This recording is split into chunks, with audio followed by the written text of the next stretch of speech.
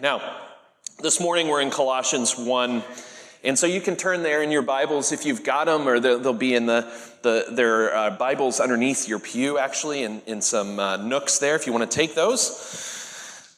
But the second week of Advent, I want to start just by asking a question that I think is really prompted by the text and is a big part of what we do as we observe this time of year, and that's to ask this question.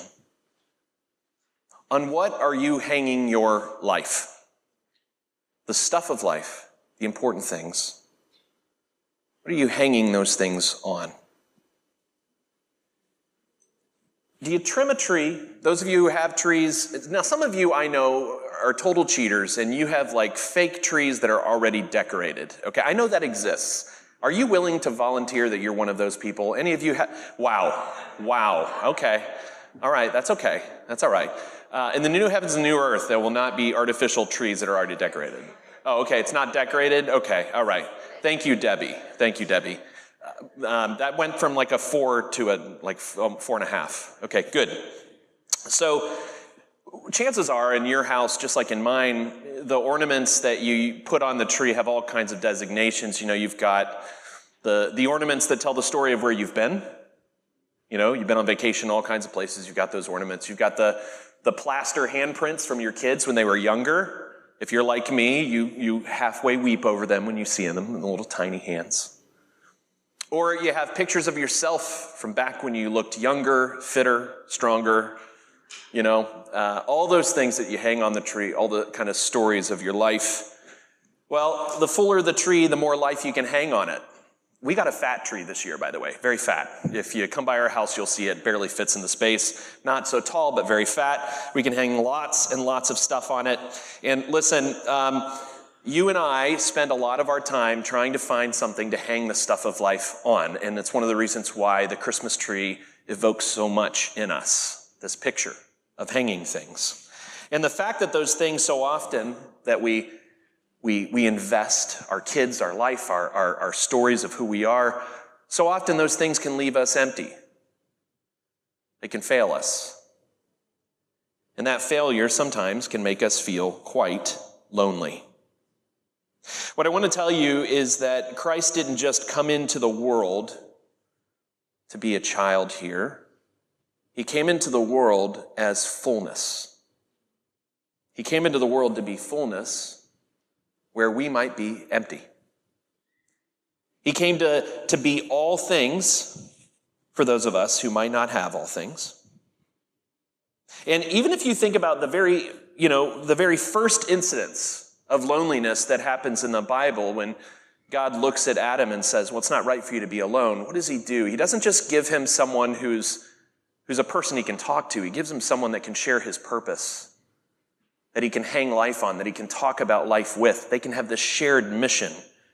And that's really what's at heart here in the incarnation. It's not just about giving us someone. It's about giving us someone that we can hang life on. Someone whose fullness can be fullness for us. And so we're going to see that in Colossians 1. We're going to see the way it compels us to trust God through the incarnation. And we're going to see how that gives us not only when we talk about all things, that we're talking about all longings of our hearts, but also not just all longings, but all fulfillment, the things that we need most, and meeting those things. And then finally, that once we've seen that both our longings and their fulfillment are found in Christ, it actually gives us a place to hang our calling in life, to live as we're called to live in all the places where we are, right? So I want to walk us through that, and we'll see that first through Colossians chapter 1. You can follow along. He is, meaning Jesus, the image of the invisible God, the firstborn of all creation, for by him all things were created in heaven and on earth, visible and invisible, whether thrones or dominions or rulers or authorities, all things were created through him and for him, and he is before all things. And in him, in this language I want you to remember, in him all things hold together. A great statement. He is the head of the body of the church. He is the beginning, the firstborn from the dead, that in everything he might be preeminent or first place. So all longings we see here in this passage that talks about all things belonging to God, that in these things he might be preeminent, he might be first place. So you might wonder, what's all this language about what it means to be a firstborn? What does that mean, a firstborn? Well, in ancient Near Eastern culture, the firstborn has all the stuff, all the important stuff, all the influence, all the power, right? The firstborn has the legacy stuff. And so when we see Jesus talked about this way, it's supposed to set us up for this conversation. How is it possible that Jesus could have all things and be all things and be first place? What that means is that all things are deeply connected to who Christ is for us when he's born into the world. All things are deeply connected to him. All the cosmos, all the things we experience, all of it is somehow related to who Jesus is. And what that means, though, if Jesus is all things and he's the first place in all things, if all things belong to him and are made for him, then it also means that the degree to which we don't have Jesus, this is one of the challenges of the text, the degree to which we don't have Jesus is also the degree to which we will be looking for him in all things, whether we realize that or not. Your culture and mine, the world that we live in, has been deeply shaped by two really important ideas right now. One, that all the truth you need is found inside you, right? That secular humanist view, that it's all about what's inside you. And then more recently, we've talked about expressive individualism. It's the way that people say, you have truth inside you, and it's only truth when you express it authentically, right? So now it's, I have truth, this is what truth is, it's inside me, and all that matters is that I express that truth authentically. Now, which sounds in some ways maybe good, but those two currents have doubled down on this idea. They've doubled down on the idea that you need truth within you, that whatever truth is within you needs to be strong enough to prop you up. Right? In other words, you and I have this truth inside us. If only we believe it enough and express it authentically, then it'll be strong enough for us. Now, a little while ago, I was at a high school football game in the area. I won't tell you what school, all right, to protect the innocent. But as I was at the high school football game, I saw a kicker practicing on the sideline. And if you've ever seen a kicker practice, if you watched football on TV, they kick the ball and, they're kind of working through all their different technique. And I saw this kicker and he was preparing to kick and he was going through all the different steps. And then he had a friend who was the holder, and the holder held the football. And the idea was he was going to go and kick it, right? But each time he would wind up and he'd kind of lean down, he'd go in to kick, and then the holder would pull the football back. And then he would stop. Right? So he was practicing running up to and almost kicking the ball because they didn't have a net. Now, this seemed like an especially poor way to learn how to kick. As a matter of fact, it seemed like a great way to learn how to miss a kick, right? Because what he was doing each time was that he was preparing to do something that he never actually had to do. He never actually had to kick the ball. He never had to bear that burden. So the fact that he could kick was an unverified claim. You could only see him warm up.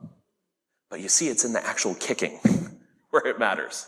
You miss the kick and nobody's going to say, that guy had great form, right? He really knew how to step. No. If what matters to all of us, the problem is if our truth at the heart of who we are is what's responsible for bearing us up, if what's most strong has to come from inside of us, then it puts us in a very desperate situation. Because it means it has to be stronger than you. And you're only ever going to know that when you've lost everything and you have nothing left. That if that strength inside of you has to bear you up, it's an unverified claim. And you're going to stake your life on it. So when the incarnation shows up, and the truth is that all things are in him, and all things are held together by him, suddenly we're receiving the truth claim that actually it comes from outside of you. That the truth you depend on is not what comes inside your own heart, or what you create, or what you curate, but what God brings. And there's incredible rest in that. That when you fall apart, it's not because you didn't have a strong enough truth in your heart. That when things go bad, it's not because you weren't a strong enough believer. I want you to hear this. If you try to hang everything on whatever that truth is, if you want that to be your all things, your health, your wealth, your children's respect for you, your safety, your thriving, when those things fail to deliver, when they aren't strong enough, they'll become bitter to you. Even good things, when they don't deliver what you need them to deliver, they'll become bitter to you. You'll find yourself lonely, purposeless. Those things that I trusted, I can't trust. That's the reason why, look, even in a room full of people, you can sometimes feel that kind of deep loneliness and purposelessness. It's that what's missing is the thing that you can hang your life on. This is part of the beauty of the incarnation, of Jesus putting on flesh, God putting on flesh, is that he shows up to be that thing. So you and I might be tempted to say, well, okay, so don't hope in anything, right? Don't long for anything. Don't worry about anything. Don't indulge in anything. But what I'm actually trying to tell you is that it's actually an entirely different direction. What I want you to do is to examine those longings, the things that are really pulling at you, and I want you to follow them to their core. And to see that while you and I can't deliver, and that the stuff that we hang our lives on isn't strong enough, God can. C.S. Lewis had this great proof for the existence of God, okay? You're going to be like, I was promised there'd be no geometry today, and that's true. But C.S. Lewis has this proof for the existence of God that he called evidence from desire, right? The desire, the longings of our hearts.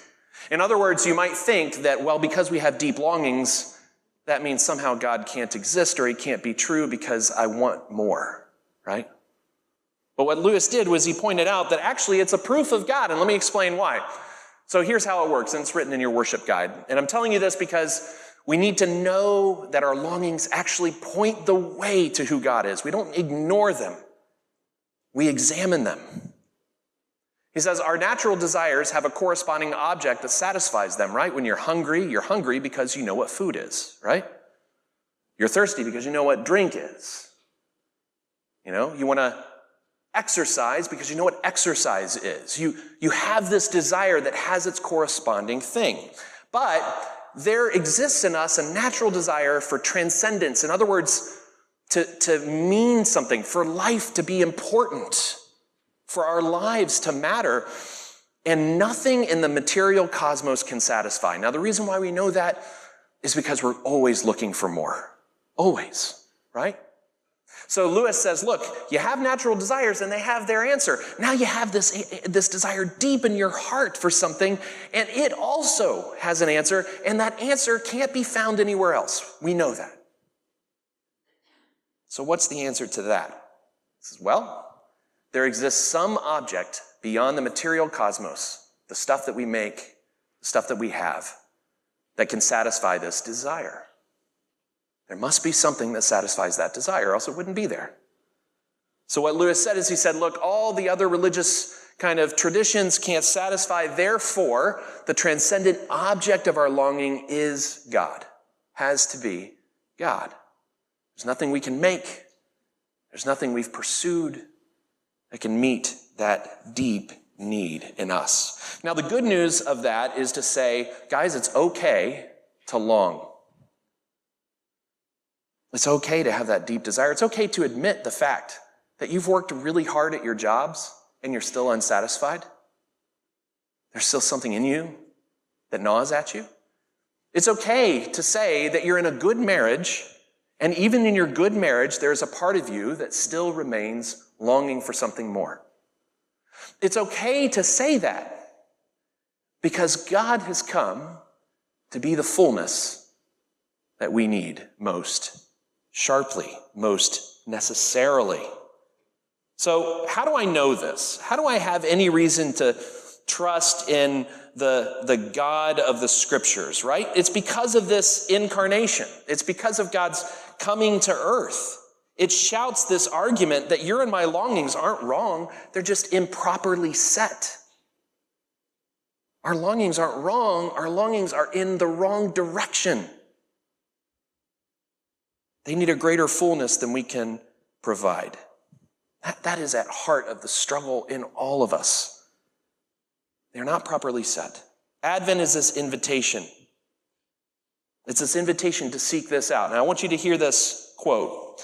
Advent is an invitation to plunge into the deep, dark waters of the worst world, right? The struggle of our worst world, knowing that when we resurface for air, we will encounter the hopeful, hovering Spirit of God. And I love this part.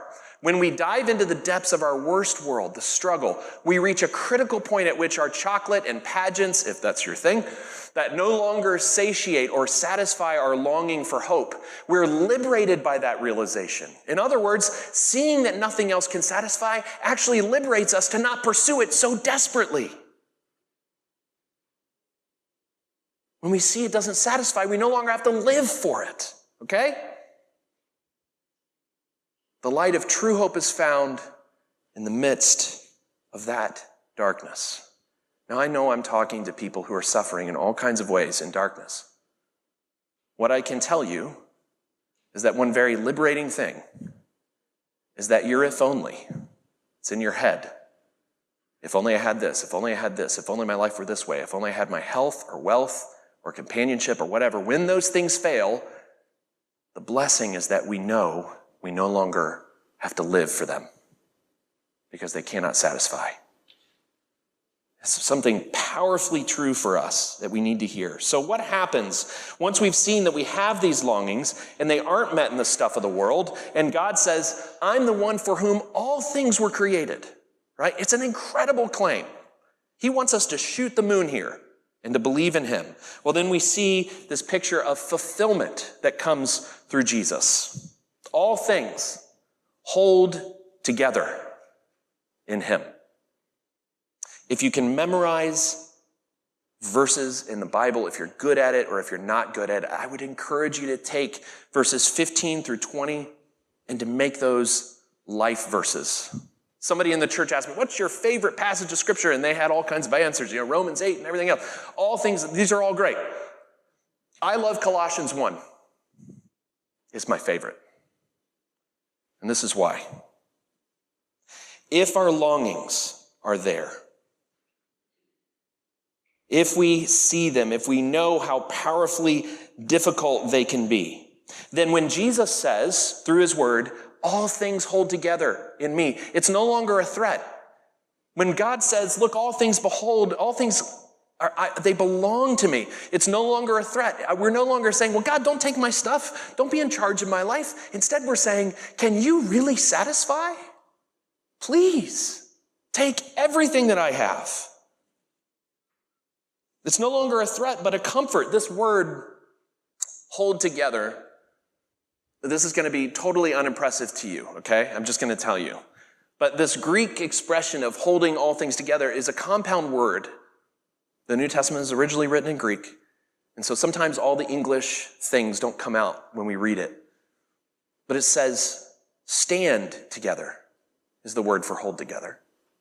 And you might think that that's not important, but let me tell you what it makes me think. It means things that don't naturally stand, things that don't naturally hold up. They hold up in Jesus. My eldest daughter, they love when I tell stories about them in service. My eldest daughter, she didn't walk until she was 18 months. All right? Now she dances, so ease up. But she couldn't walk.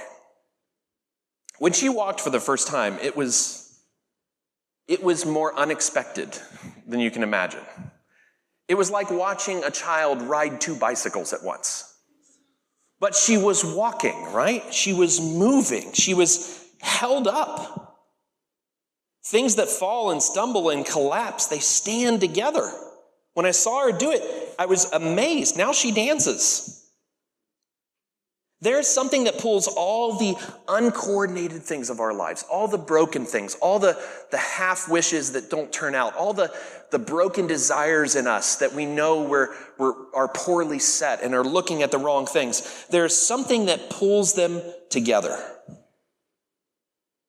into one coherent truth. All the uncoordinated, broken, beautiful things, they dance when Jesus is born. He's the flesh and bones that we need. He's the music. He's the composer. He's the truth. I have confidence in that because of one thing at Christmas, one thing that tells me I don't need to prop up Jesus like I have to prop up other things. There's one thing I know. It's amazing to me that we still sentimentalize. We sentimentalize the manger. It's cute. We try to make the manger look as farm chic as possible, It's just warm and crafty, and we've got beautiful blankets in it or whatever else. But really, the manger might as well just be plutonium. I mean, it destroys everything around it in the story. It really does. It breaks all the other things. The manger at the heart of the nativity, it's the center of things. Here's why.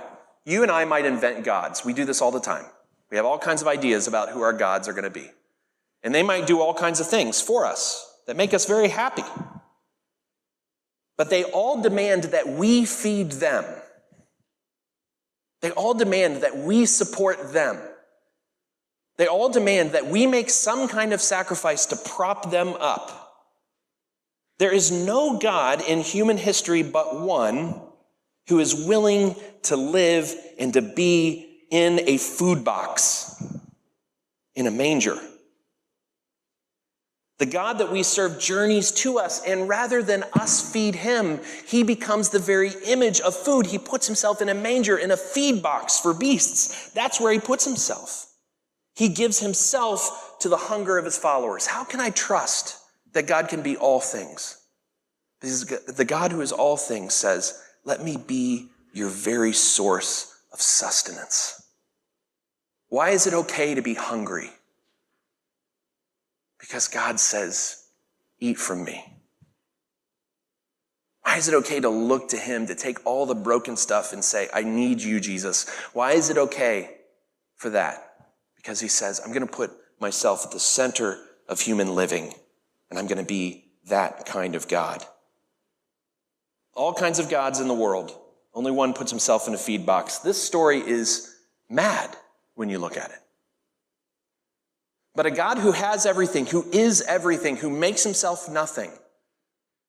The fact that that story is written for us and it's in Bibles tells us that you're more crazy to not believe it.